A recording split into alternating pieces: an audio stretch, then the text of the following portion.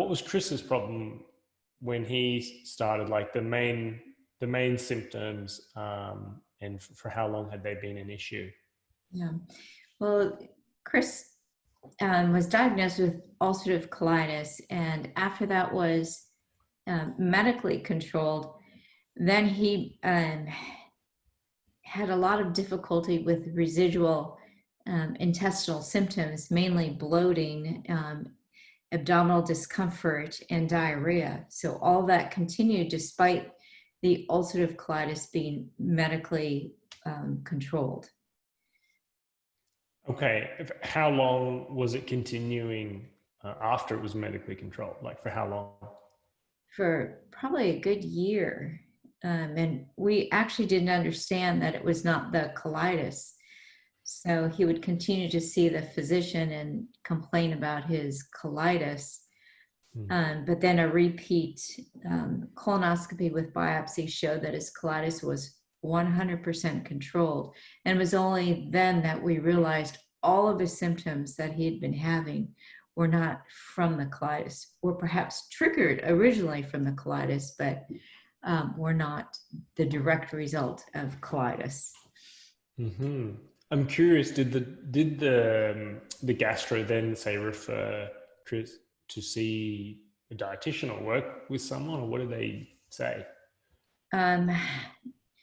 They really gave us no direction. They said, well, you could try doing a low FODMAP diet. Some people find it's helpful, and we'll see you in a year. It's pretty much that. Right. So we had to start looking on our own, which is eventually we tried a low FODMAP diet on our own, but didn't understand how to go from such a restrictive diet to ever being eating normally. And even when we were on such a restrictive diet, we were still doing something terribly wrong, because Chris continued to have significant symptoms. And it was in that journey that I started reading your blog. Okay. Okay, I see.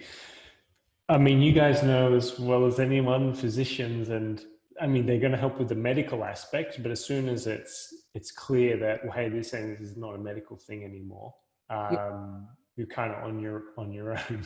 Yes. And that's where I can help. So then, so it sounds to me that Chris' symptoms were quite bad. It was affecting his day-to-day life, Yes. like couldn't go cycling, couldn't eat out, I suppose. Had difficulty traveling on airplanes, which is what he has to do as part of his work. So it was very restricting for him. Okay. And now that we're finished, what's it like for him? Well, we're still not traveling by plane right now, but that's for a different reason. Yeah. COVID concerns. But he's able to go to a meeting and actually sit through a meeting without having to take a break or being fearful that he'll need to take a break. He's able to go on his long bicycle rides. He usually will go for at least a 75-mile bike ride on the weekends, shorter on the weekdays. And he's also able to go out to eat without fear or worry that he'll pay for it the next day, which then, makes socializing, whether it be with our family or with each other, much more pleasant. Okay, great. So a lot more freedom with food, a lot less worrying about food and symptoms from the moment you wake up to going to sleep, which is the life for many people. Good. Do you have a good idea about, after working with me, what the triggers are, how to sort of structure the diet to be in a good place where you can still eat freely, but can kind of pick and choose his battles, so to speak? Yes. I think one of the most important things we learned is the idea of stacking and looking at stacking FODMAPs in the same category, so that we're not choosing from the same category, but instead choosing from different categories, allowing him to have a broad diet, but just not putting all the same foods in one day, if that makes sense. Mm-hmm. So the Yeah, great. FODMAP stacking for us was, understanding that principle was huge for us. Yeah. Okay. Yeah, that's great to hear. And then because you understand and you like, you feel well equipped going forward now, you guys on your own, that you'll be able to continue to manage this, because this is something I'm trying to also tell people. Like, I'm trying to say, hey, it's not just a diet. Like, I'm trying to teach you what to do so you get it, so you don't need me anymore. That's the whole point.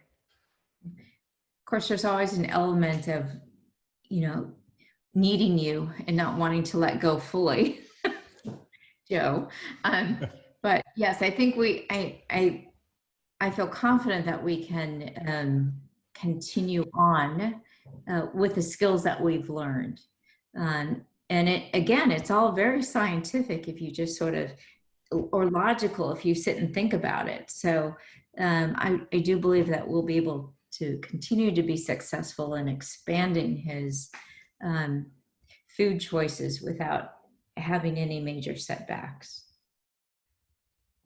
Good. And what would you say to someone who's had the colitis, they've still got IBS issues and stuff, and they've been trying to figure it out by themselves, and they don't know whether they should hire me or not?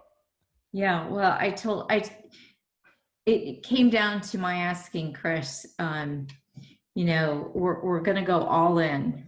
We have to try something different, because I've tried everything I know how to do. And Chris had tried everything he knew how to do. And we just decided we were going to trust you and trust the process and be completely 100% invested in this. And I hate to say that it was a last ditch effort, but we were fairly desperate. We didn't know what else to do. And so we decided to trust the process and trust the whole idea of allowing you to work with us one-to-one. And it has paid off in leaps and bounds, because we're both extremely happy with where our lives are at and how Chris is feeling. So it's definitely worth the time and the effort.